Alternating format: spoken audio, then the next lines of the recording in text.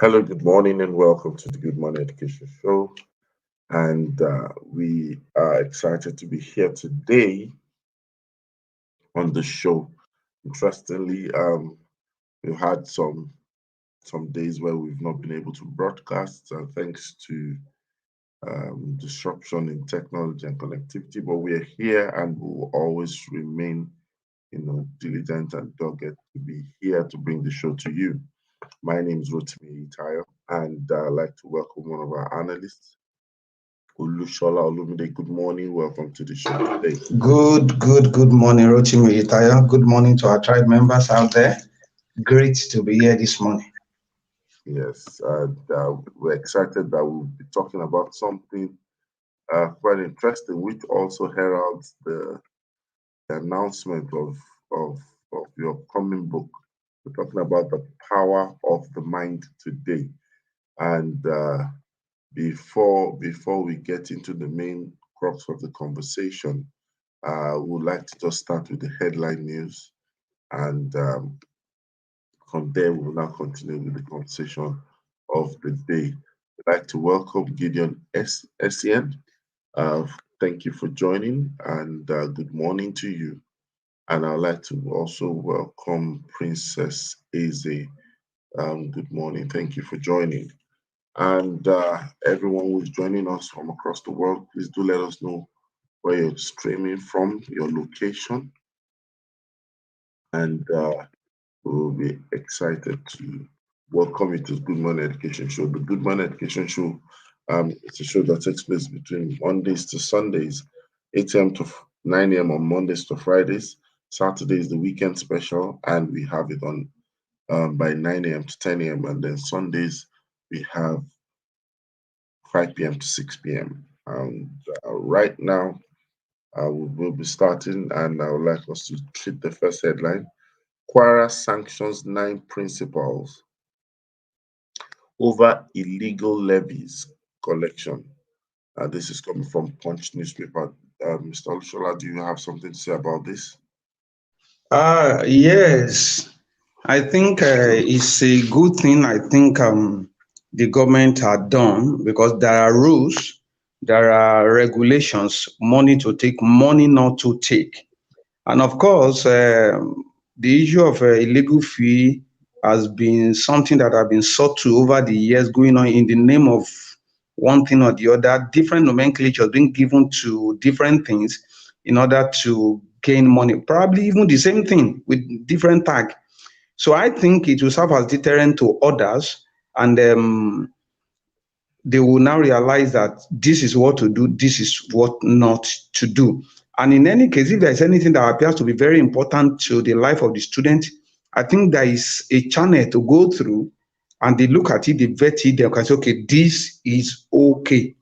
So that is the aspect. It's good to hear from your employer and put it to them, oh, we are in their need of this, we are in their need of that, before you start collecting money from students. And don't forget that these students are parents, and you never can tell how long the leg of these parents are.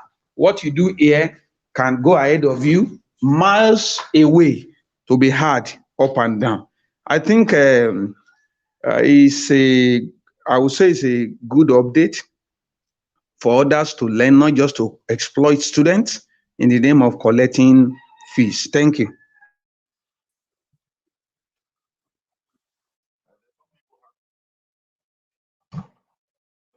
These fees are justified because the schools are not that funded, they're not adequately funded, and some people feel that it's their own way to ensure that the school runs, as the case may be. Yes, that is a very good twist you have brought into it. We can't rule out that fact too. However, the sympathizer should not cry more than the bereaved. Lay whatever is your need, lay it before the, don't forget, if it's to be a private owned school, fine, you dictate the terms and condition, what you need, what you don't need. But in the case of government school, you cannot assume for the government or go ahead and begin to lay levies on the student. And don't forget that will there really be accountability? Will this money be put in the coffers of the government? Will the money be audited at the end of the day? How much was collected? How much was expended? There are many sides to it. That's why individual cannot just go ahead and start collecting money in the name of, oh, want the school to be better. Fine, it's good to have such thing, but please link it to the government. We are in their need of this, we are in their need of that. Our students are suffering this, they are suffering that. And it will be on record that you played your part, you have informed the authority as to what your needs are, and it is the case that it has not been met, and you are not the one to provide the infrastructure. So I feel nobody is going to indict the principal for not providing infrastructures. So they ought to have acted within the scope of their engagement. I think on that note, you will discover that anywhere they take it to, they will always be found guilty. Thank you. Thank you for that. Moving on to the next headline, we have PDP condemns Ondo governor over Unimed tuition fee hike. Still on tuitions. Well, for me, quality education is not free anywhere in the world. I know people may say, why will you have to increase school fee? I wouldn't know how much they were paying before, but the point is this. I put it to people, if undergraduates are paying 25,000 naira per session, or 30,000 naira or 50,000 naira per session, with current realities, is that sustainable? We are looking for quality education. And people will tell you, no, everybody cannot afford it. I quite understand that everybody cannot afford it. But in the real sense of it, 30,000 naira per session, how many students, even if you have 10,000 students, if you translate that, that would be just around 300 million. That money cannot service the school in 2 months. 300 million. And I know what I'm talking about. Yes, it is good government intervenes, comes into our aid, but if you look at it, going by the amount being budgeted for education annually, is the government giving everything needed to the school? If no, then the school had to source for money internally. Whether that money is mismanaged or otherwise, that is a different ballgame entirely. But I tell you, with current realities, 30,000, 50,000 school fee cannot give us quality education in Nigeria. All the countries we are asking about, we are shouting about that they have quality education, go and find out how much they pay a school fee. An average student, either in the UK or in the US, cannot pay anything less than $10,000, $12,000, $15,000 per session. If you translate that, that's about 9 million per year or more. So somebody who is going to undertake an education where he or she pays about 10 million every year, do you think that person will enjoy the same quality with somebody who pays 30,000 every year? The obvious is there. Yes, things are hard, times are hard, everybody may not be able to provide, but if you really want to talk about quality education, the peanuts we are paying in Nigeria cannot suffice. Thank you.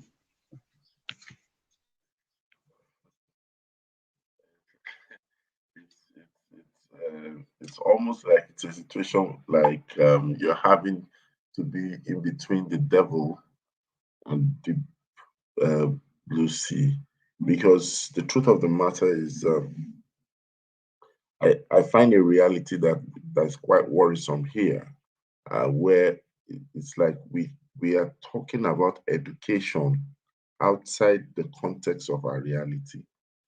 Our education is not just that people are going to school to learn and coming out with degrees. Our education is talking about our own circumstances, looking at the kind of people we have, the government we have, the economy that we have, so many factors. So I think that all stakeholders should begin to sit down. There might be need to speak truth to power and swallow the bitter pill if we really want to run academic institutions we need to sit down and, you know, come up with a lasting solution, or else we might keep repeating some of these headlines from time to time. That's what I think, you know. Absolutely. So let's have another headline. We haven't permitted any institution to collect fees on our behalf. JAMB clarifies. So what's your take on this? Well, to the best of my knowledge, and I've not at any time heard that JAMB appoints anybody to collect money on our behalf. I don't know. I'm just hearing this for the first time, that somebody somewhere, one institution somewhere, somehow is trying to collect money for JAMB. I've not heard it before. So I wouldn't know why such a thing should come up, whether JAMB is not being efficient. And I think I saw an headline yesterday or 2 days ago where JAMB remitted over 2.35 billion profit after whatever. So do they think JAMB is not being prudent with money enough, or the portal channel with which they collect money is wrong? But JAMB has come out to refute it now that they've not appointed anybody. So let's take it as such until the contrary is proven. Thank you.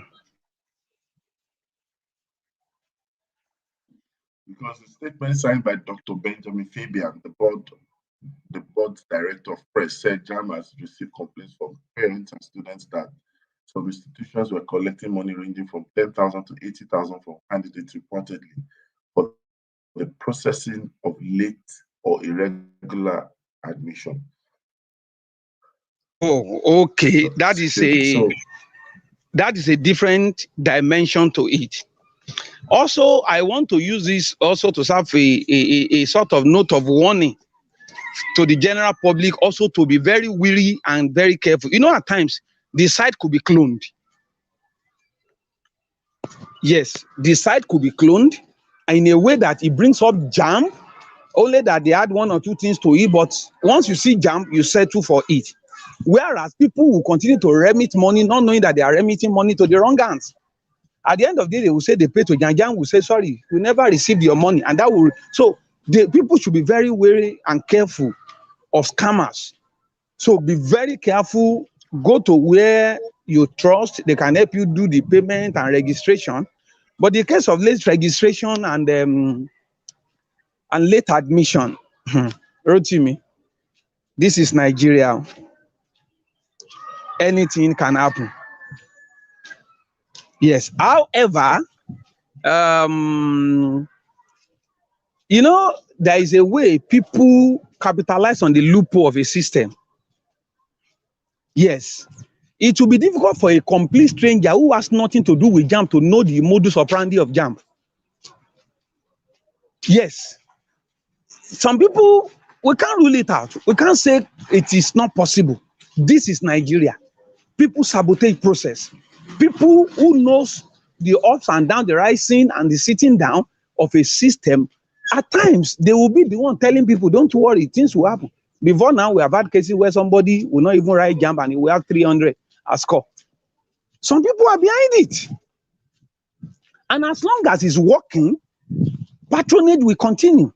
So we can't completely rule out the fact that that statement could be true. Only that the people perpetrating or peddling that evil, we may not know them now. But I tell you, cases of people capitalizing on the loophole of any system in Nigeria, I tell you, it's as old as Nigeria. Thank you. Hey, thank you so much. You know, it's quite clear. It's quite clear that you know what we're dealing with is systemic, and I think that, you know, the way we do some things, we, even the ones that seemingly looks like they are good, we actually do those things in error. So let me give an example. If you notice, these headlines are coming on the heels of the 3.5 billion remittance that JAMB made to the federal government, you know, and of course, this is just to justify the reappointment of the JAMB registrar, you know. And I mentioned this last week that it's important for us to stop praising dysfunction or trying to defend incompetence, because when you find out that federal government is going to be happy that or you consider performance as being able to just give money back to federal government, then we ask ourselves, in the first place, what exactly, number one, is this body set up to do? How are they functional and effective enough? Because federal government is not going to, that particular 3.5 is not going to be dedicated back to education, just dedicated back to government. And we know how these things work. So when people are saying that JAMB is making money, why won't they set up pseudo sites, clone sites, to be able to say they're collecting money on behalf of JAMB? Because they understand that the instrumentality of JAMB in itself is now like a state, a revenue generating state. When an institution becomes a revenue generator, because if possible, who knows, maybe JAMB is even having income generation than some states of the country, if you check. Because if you can remit 3.5 billion, within a small cycle of period, you are viable than some people's internal generated revenue. Absolutely. And if we use the money remitter as parameter for success, then we are heading for the rock. Exactly. And when everybody say, "Oh, the man was reappointed," I'm happy for his reappointment. People shouldn't get me wrong, but it's not showing that we are driving the future. You see, because if you are saying that it's a proof of integrity and blah blah blah blah blah, then the first thing I'll say is that what's the vision for JAMB, not just the operation of JAMB. That man should move into the place of visionary leadership, not operational leadership, where you just want to make sure that what JAMB does is what JAMB does, so that I can send money back to our principal. At the end of the day, is that really integrity? Because if your principal is really looking for money, what's the money for? At the expense of what? So, and then of course, that means we should hold JAMB to high standards, because it's an enterprise. It's not just an institution. Because if people are paying for something, then they should demand for quality service at the best of levels. But you see, like they say, it is what it is. And I think that's the reason why we're discussing about what we need to discuss today. We're talking today about the power of the mind. The power of the mind. Interestingly, if you're joining us right now, this is the Good Morning Education Show. And we're excited to have you today. And this morning, we're talking about the power of the mind. What is the mind? Does it have power? These are many more things that we'll be talking about. And we have Olusola Olumide here, who is in the best position because he has something that is going to unveil soon to the entire world. And it's the same topic that thing seeks to address. So Olusola Olumide, let me give you the opportunity to open the floor. The power of the mind. Over to you, sir. Thank you very much, Rotimi. And I think it's something great we are talking about this morning. Yes, what gave back to the vision of putting pen to paper, writing something about the mind, is something that has been on for a while. And because of my interface with different set of people, education and otherwise, and I realized that I've seen people who are graduates, who have certificates, but if you look at the functionality of their mind, it leaves little to desire. And you've seen people who probably are not yet through, who are just undergraduates, and when you engage them, you know that they have mind that can back solutions. So I therefore tell people, as I've also put it in that book, is that education should be about making the mind, not certificate. When education is about making certificate, the education becomes dysfunctional. The mind, we can't see, we can't hold it. However, its work determines the functionality of the brain. So we can't separate the brain from the mind. And that's why when you talk about the mind, the pictorial figure of the mind, anywhere you talk about the mind, the picture you will see is the picture of the brain. The two are connected and intertwined. And it is our mind we interface. It is the mind that gives us vision of what goes ahead. we can see in the eye of our mind things that are not yet, or things that will not be in the next 10, 15 years. Vision is birthed in the mind. So if you look at that, we cannot talk less about the mind, because the mind takes care of the brain. So that is what the book is all about. And I've also dealt with different areas of life, talking about how the mind affects us as individuals, how it affects our career, how it affects us when we have setbacks, how it affects our marriage, how it affects our finances, in fact, how it affects our ministry and our life task, how the mind affects our physical health and our mental health. These are the things that have been detailed out in the book, and I know and I submit that having knowledge is a preventive measure. Using medicine is a curative measure. It is therefore necessary to invest in our knowledge so that we can prevent using medicine. Thank you very much. Thank you. And you said it's in the mind that vision is birth. And I'm sure sometimes it's good for us to ask, it might sound funny, but where is the mind? What location is the mind? The mind in the heart, is the mind in the rib, the lungs, is it in the eyes, is it behind the socket of the eyes, is it in the brain? What part of the brain? Where exactly is our mind? Thank you very much. The mind is intangible as against the brain that is tangible. But the mind appears to be the power behind the brain, the invisible that controls the visible. So we may not necessarily lay claim and say, okay, the mind is in the heart. It's like talking about the soul of a man. It is real. Mind works with our emotion, works with our feelings, and the mind also regulates the functionality of the brain. There are different aspects of our brains. We have the prefrontal cortex, we have the amygdala.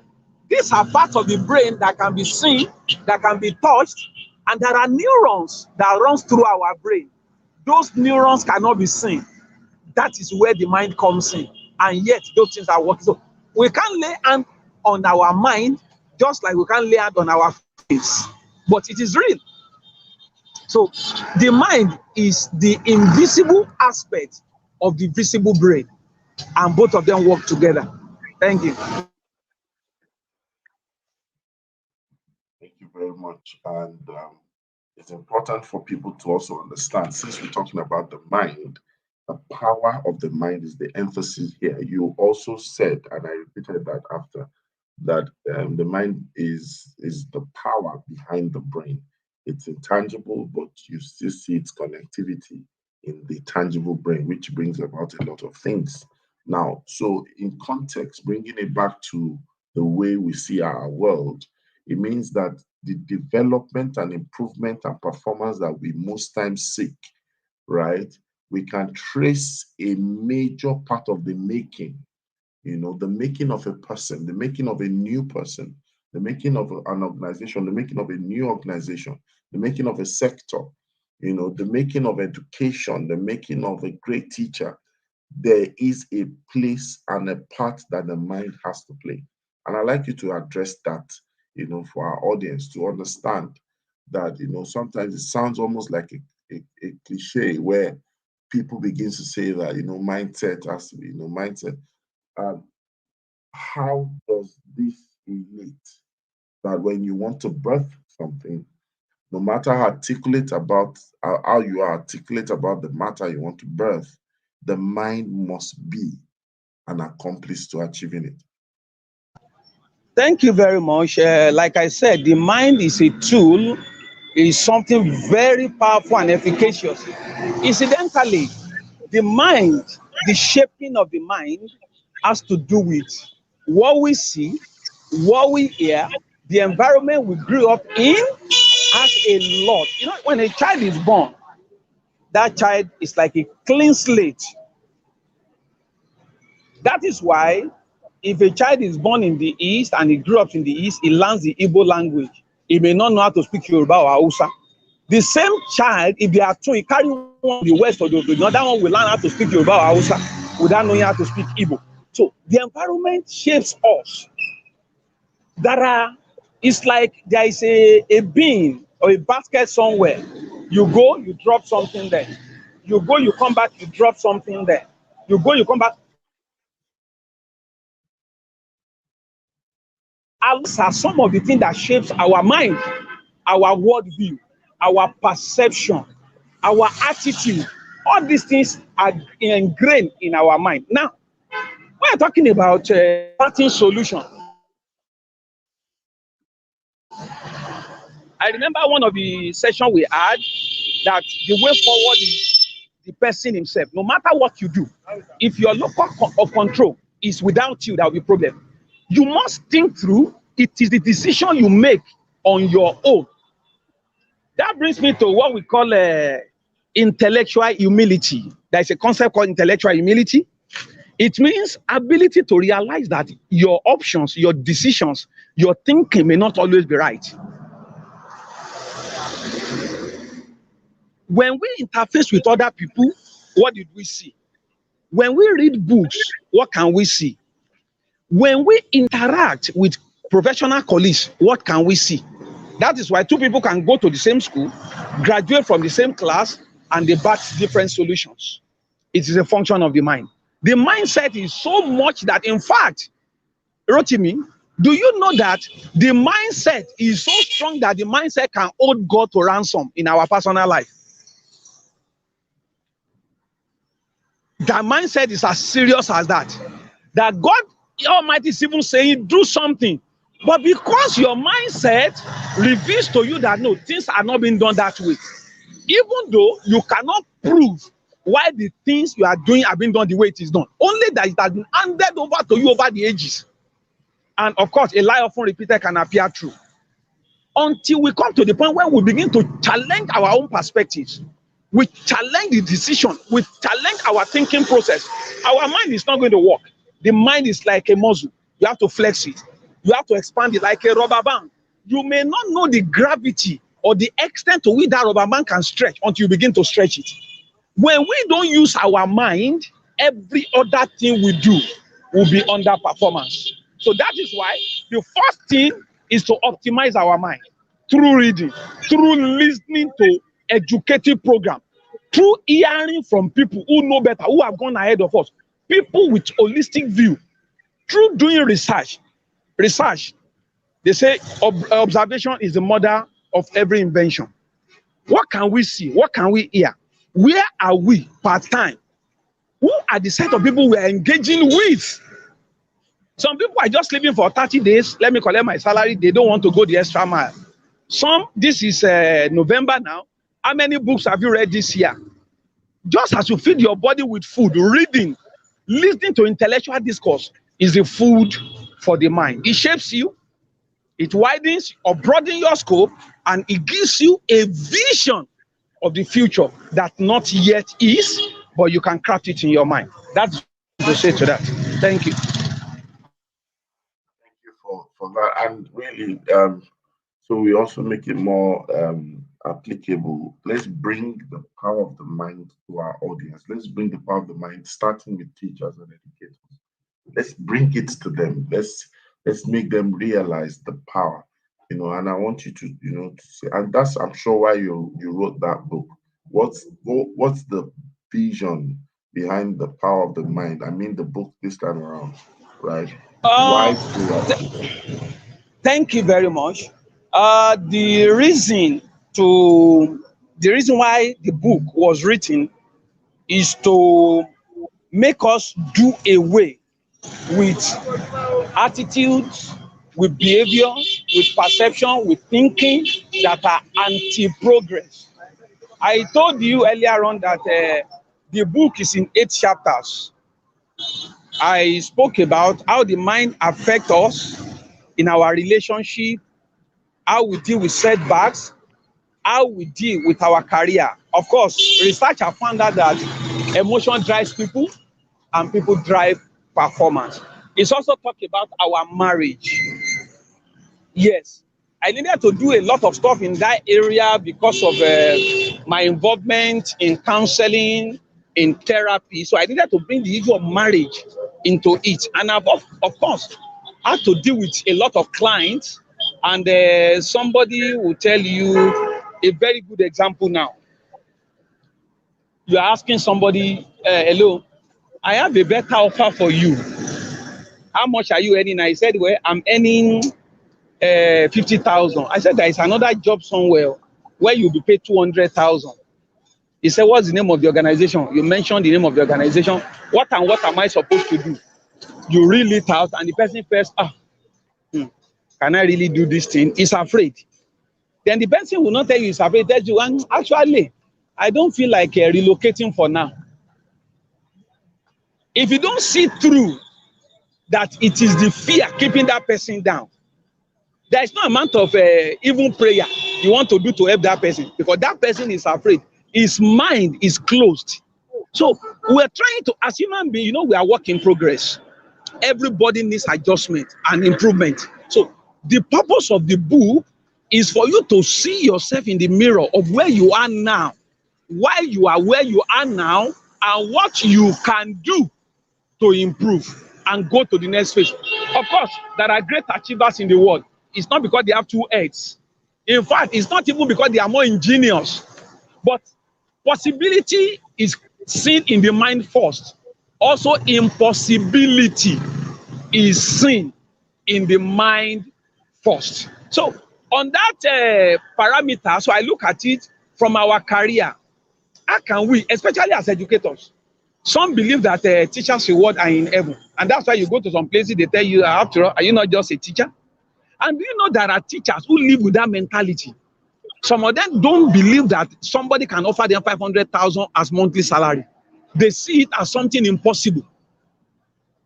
So this is what the book is trying to do. Then also the book talks about our finance, how to postpone gratification, how to differentiate between our seed and our bread. I use that concept of seed and bread. Both of them may have the same DNA, but seed is different from bread. You don't turn your seed, everything to bread. If you do that, you eat your future. So using the mindset that somebody says, how much do you have now? I have 1 million in my hand. Instead of spending that 1 million now and finish it, why don't you spend like 200, 300,000 and use the remaining to do business or invest in it so that your future can be better? It first stems from mindset. Some people can choose to be extravagant because they are trying to please the public or please society. Society that even careless whether you go hungry or not. So this is what the book detail how to help our people to know that, listen to me, if you optimize your mind, what people say about you, especially when those things are not right, affect you little or much. Then it also affects our mental health. I can't talk about that one too much. When your mind is sound, your body will be physically okay. I tell you, that's why somebody can be sorrowful, somebody can be sad, and it will translate.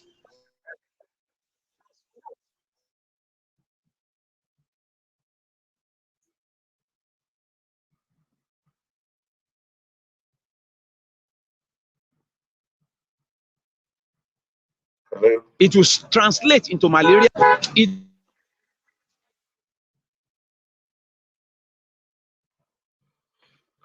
Okay, so we are on the Good Morning Education Show, and we're talking about the power of the mind. And if you were listening some minutes or seconds ago, that's the voice of Olushola Olumide, and we're diving into the book, The Power of the Mind, which coincidentally is the same topic of today's discussion. And he's been able to say some interesting things that has to do with the mind, talking about the mind as a tool and as a powerful instrument that controls and directs outcome. And it's here and it's going to continue. Welcome back, Olushola Olumide. Yes, sorry for the glitch there in the network. So the mind is helping us to take the best decision per time, irrespective of what people view or what people say. You know what is good for you. You know what you need. You know the size of your pocket. You know the size of your family. You know the size of your mental strength. So you are not living to please other people. You are living for yourself, and in order to live, to give to people around you. The reason is this: many people do things they later regret. If you go and find out, it's because of their mind perception.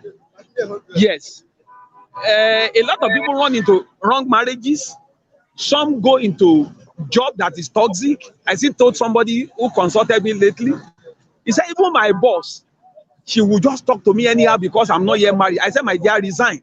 Leave that job and go elsewhere.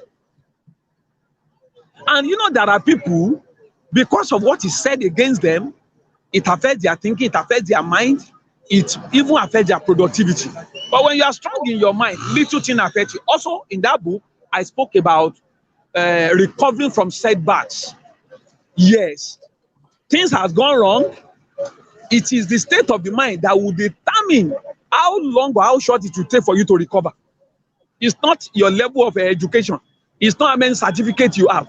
That is why somebody can fail exam and go and commit suicide. Somebody here face an exam and he sees it as an opportunity to do it better, to do it again and do it better. It stems from the mind and the mindset. And also, it talks about our attitude. I was talking to a doctor on Friday that I do what I do because it's not because we are intellectually down as Africans or as Nigerians, that our problem is more of attitudinal. People have wherewithal to do what they need to do. It's only that they chose not to do it. Entitlement mentality also stems from the mind. A contractor saw me some times ago. He said, so and so, you are very different. I said, why, sir? He said, just go about doing your work. You are not waiting for me. He said, everywhere I get to, they will always say me, oh, God, what are you giving also? They will not even ask me, what are you here to do? He said he noticed me that I just do my work. I said, Oga, that is what I'm being paid for. I don't need your tips to do my work. It's a sort of my mindset that I am here. This is the work I'm paid for. I don't need anybody who comes my way to give me 1 naira to get my work done. And I will give my best in deciding my duty. It's a function of the mindset. So I think the book details out a lot. And I feel you can't read that book and remain the same. In fact, I tell people, it is money-backed guarantee. If you read that book and you don't get value or your life does not change, call me back and collect your money. That's a good bold claim. So everybody can hear. Those who are watching, those who watch the replay, The Power of the Mind by Olusola Olumide. And we've been able to talk so far so good about the topic and the book at the same time, even though they are the same in title. But we've been able to talk about the power of the mind as a subject matter. I've been able to add to the conversation the power of the mind as a book. And I believe that is something that everyone needs to have. But then there are 2 things that I want you to treat. But before we do that, I want you to start by talking about recovery from setback. Let's talk about setback because so many people are going through things. So many people have gone through things. And these questions might be in their mind. These questions might be at the back of their thought. But then how do they deal with setbacks? Because people deal with setbacks different ways. There are healthy ways, there are unhealthy ways, you know.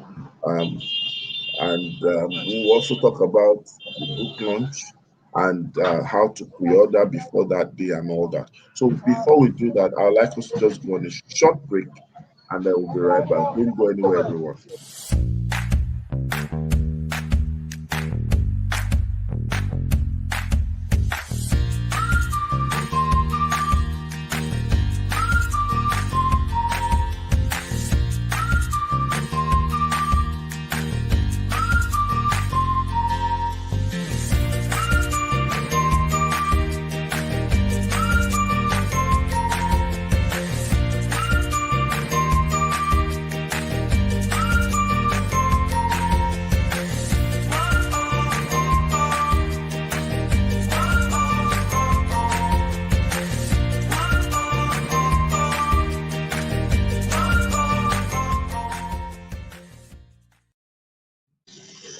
So welcome back, welcome back. We are live on the Good Morning Education Show, and this is the Good Morning Education Show. We're talking about the power of the mind. The power of the mind. And Olusola Alumide, I was asking you a question, and I'd like you to take on the question. How do we recover from setback? Thank you very much. I think Psychological Association of America, America Psychological Association, they've come to realize that 1 in every 5 children has a mental health issue, and 1 in every 10 teenager has mental health issue. COVID has further depleted the mental health state of the citizens of the world. Incidentally, in our part of the world, counseling, therapy is not in our agenda. More often than not, we just leave everything to God. God will take care of me. I will pray. Yes, those are also good.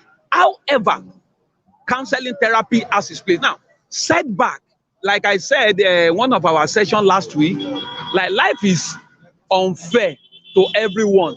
And I usually cap it up by saying that life is fair for being unfair to all. Life is not a linear graph. It's not because of what you have done right or what you have done wrong. You are not the only major player in the field of life. Life also comes out in prototypes. You must also realize that we are human. No matter who you are, it's a sign of our frailty. Therefore, setback, odds, disappointment, bereavement.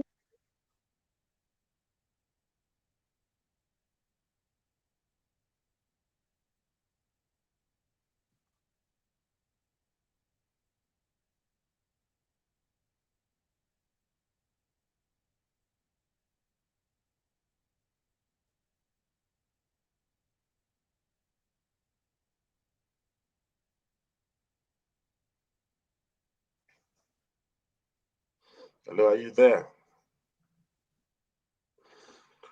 So we are still on the power of the mind, and we have Olusola Alumide. And This thing, okay? Hello, can you hear me? now we can hear you. We couldn't hear you. Oh, yes, sorry. I said that setbacks is, the probability of setback in life is 1. However, the way we respond or react to our setback will determine the outcomes we get. Since we cannot run away from challenges and setbacks of life, I think it is wisdom to arm ourselves on how to combat, how to manage, how to navigate our challenges. I discovered that a sizable portion of human beings are suffering from high blood pressure, not necessarily because of wishes and wizards. At times, it is what has happened to people that snowball into high blood pressure. Somebody has failed an exam. Relationship had broken down. You just lost your job, like it happened during COVID. Some people lost their job, and that gave them the opportunity to explore other areas of life they have never thought about before.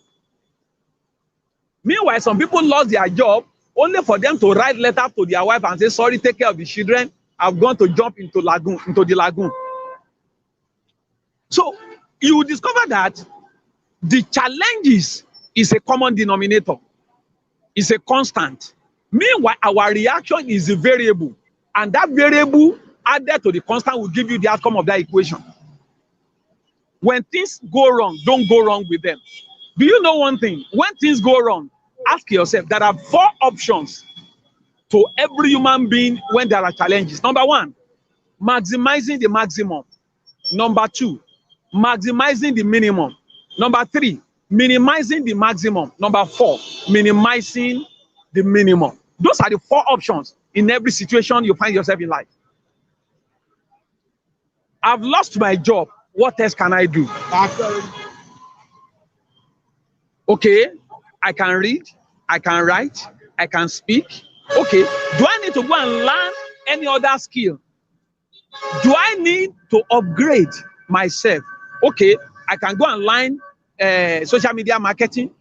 Somebody feels okay, I can go and learn how to write ebook or storytelling. Those things are there before, but because you are very busy, you never thought of them. This book now, that is the book coming out now, next month, is my 6th book. However, 10 years ago, I never thought of becoming an author. Yes. Along the line, in the course of, like you always say, your years of experience is a gold mine you are sitting on. I've attended to cases and I've achieved so much result, and I sat back, I felt, I need to document this thing for the generation coming. This book will get to places I will not get to in life. Okay, let me put it together. It wasn't because I learned it anywhere, or it wasn't because I thought of being an author. No.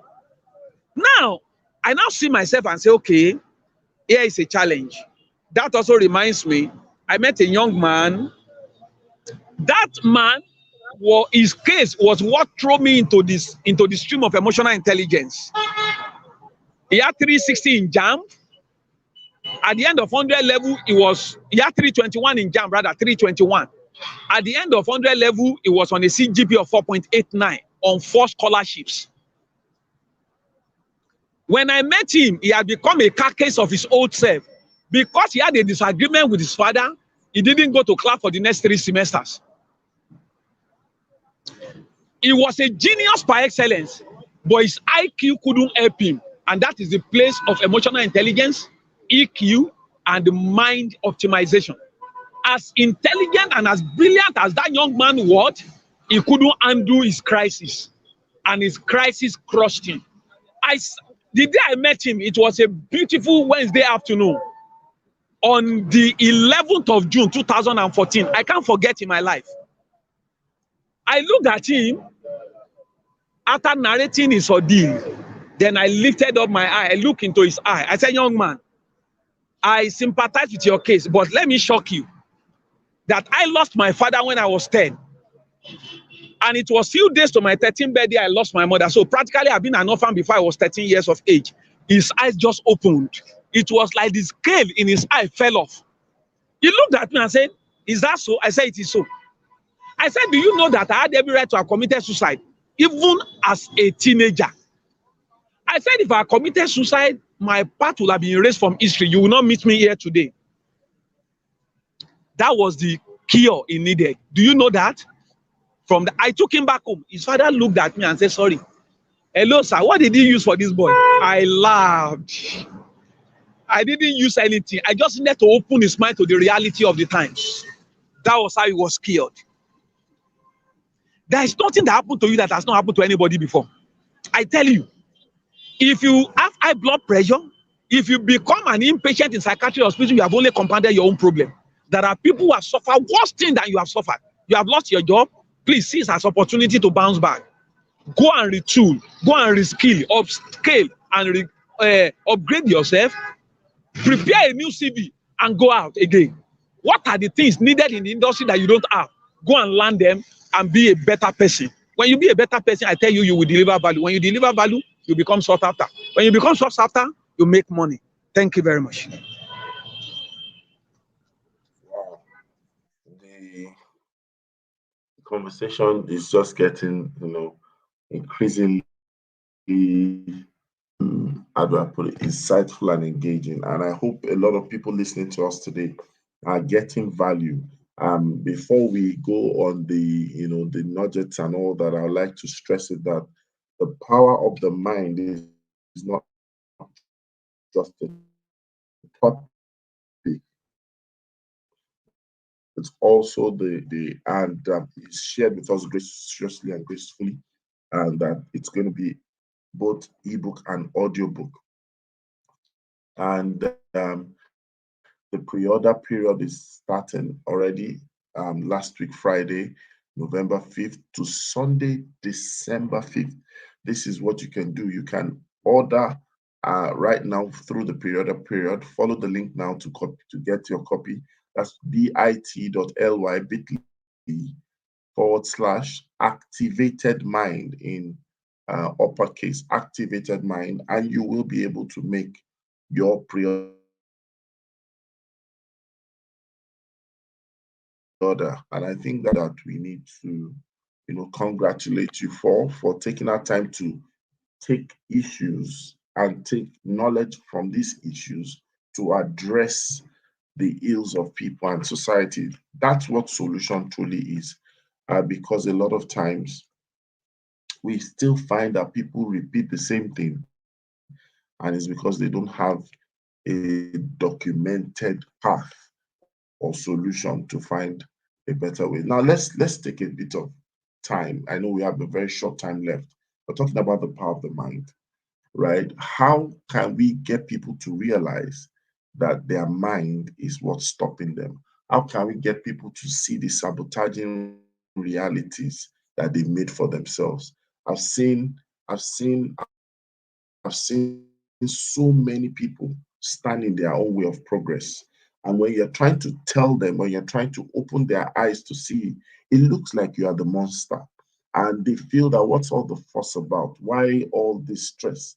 How do we get people to see that the greatest monster in the room is the reflection in the mirror? Thank you very much, Rotimi. As you were dropping that question, what came to my mind is learning how to ride bicycle.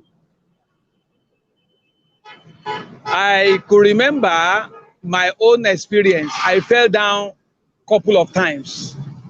You're supposed to put your leg on the pedal and put your face up. But because there was no synchronization and just a learner, each time I put my leg on the pedal, I will be looking down. And when I'm looking down, even when I'm heading for the gutter, I don't even know. Because my eye that's supposed to be seeing is looking at the leg on the pedal. The mind, I tell you, and that's why if you want to sabotage anybody, the first thing is to sabotage the mind. We need to debug the mind and deconstruct our limiting beliefs. In fact, solution comes by asking the right questions. Like my personality profiling session, I detail a lot of questions. In fact, by the time you answer those questions, your eyes will begin to open yourself. This is serious. So I never saw it this way before. Ask you different questions. Have you done this before? Okay, if you do it, what will happen? I was asking one of my boys who wanted to apply to America. He did SAT and he had over 1,200, but he believed he ought to have scored like 1,500. Because of that, he wanted to write another exam. I said, no, you are going to use this 1,200 plus to apply. And he said, he's slow. I sat him down. I said, if you don't apply, what is the probability of being given admission? He said it is 0. I said, if you apply with this 1,200 plus, is there a possibility that you can ever be considered for admission? He said yes. I said, no matter how minute. He said yes. That was how his eye opened. You have to deconstruct your limiting belief. What are the things you have believed about yourself over time, about your background? It could be problem of inferiority complex. I tell you, it's a serious disease. Some believe they are not too good. Meanwhile, they are very good. We have to encourage them. It's like you want to teach them how to swim. You stand by them, you put the life jacket on them, and you put your hand underneath them and tell them to be shaking their legs. You won't get the result in 1 day or in 1 week, but I tell you, for every time you shift, there is nothing wrong. They also should go for therapy. Consult professionals who will confront you with the so-called weaknesses you think you have, in quotes, and who will also be able to bring out your strength. Then we'll now focus you on how to dwell on your strength instead of celebrating your weakness. Those are the things we can do, a little at a time. There are many layers of dust that have settled on the mind. What we do as therapists is to dust your mind. When we dust your mind, we remove the layers of limitation. As we remove them, your mind begins to soar, begins to come up. You begin to see possibilities. Do you know? Possibility is a function of mind functionality. Thank you very much. Thank you so much. And on that note, I think it's safe to draw the curtains on today's session and episode on the Good Morning Education Show. Remember, the more you seek to function, the more you need to optimize your mind. Your mind is a tool. Your mind is not a toy, and you need to fix it in your favor. People out there need to understand that if there's anything that you need to do is begin to reflect on how can you build, boost, and of course, create a better way of having your mind out there. No wonder the Holy Book says that as a man thinks in his heart, so is he. The mind is a pivotal place. Guard it with all diligence because, out of it flows the issues of life. We're going to be ending now, but we are not going to leave without our parting words or our normal phrase on the Good Morning Education Show. We will be here tomorrow, same time, God willing, 8 p.m. to 9 a.m. However, we have something to say to you. And we say, once you go, It's always a great morning on the Good Morning Education Show. See you another time. Bye.